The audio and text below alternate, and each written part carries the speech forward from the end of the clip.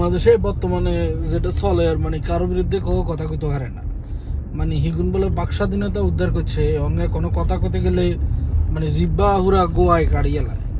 এই যে তাবাসসুম মুরমি সহকারী নির্বাহী ম্যাজিস্ট্রেট এমাইয়া বলছে যে মুক্তিযুদ্ধ একটা মীমাংসিত সত্য, ৭১ মীমাংসিত সত্য, বঙ্গবন্ধু মীমাংসিত সত্য, প্রধান উপদেষ্টা অবৈধভাবে ক্ষমতা দখল করছে।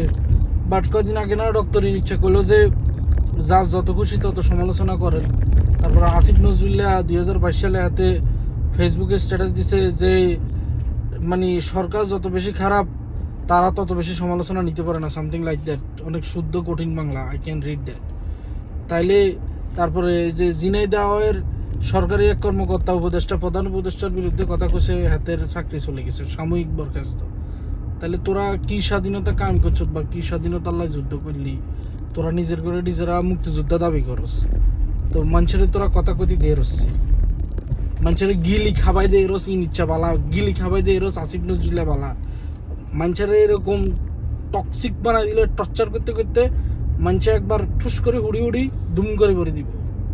Remember that.